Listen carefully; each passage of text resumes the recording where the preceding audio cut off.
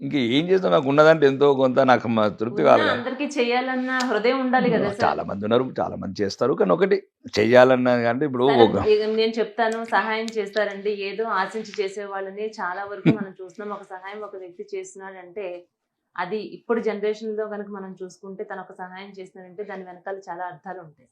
అలా లేకోకుండా ఇతర దేశాలు గాని, అలాగే దేవాలయాలకు సంబంధించి కూడా ఎన్నో కార్యక్రమాలు మీరు చేస్తున్నారు. దానికి ఒకటే ప్రజల, నేను అదే చెప్తున్నాను. సమాజం నా పట్ల బాగా కర్కశంగా ప్రవర్తించింది, హ్మ్. నిరుద్దయగా ప్రవర్తించింది.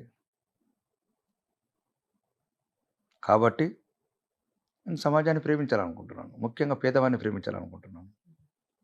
ఉన్నవాడికి అందరు ఉన్నారు, లేనివాడికి ఎవరు లేరు. లేనివాడికి నేను కావాలనుకుంటున్నాను, లేనివాడికి నా గొంతు ఊపిరి కావాలనుకుంటున్నాను. రాజకీయాల్లో కూడా ఎందుకు అంత భయపడుతున్నాను నన్ను చూసి? హ్మ్. నాకేముంది?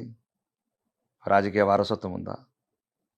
లేదు. కానీ ఒక 3 నెలలు ఎమ్మెల్యేనైనా నిగ్గదీసి అడుగుతున్నా ఈ ప్రభుత్వాన్ని, ముఖ్యంగా సిగ్గులేని ప్రభుత్వాన్ని, ఎట్లా దోసుకపోతావు అంటున్నాను.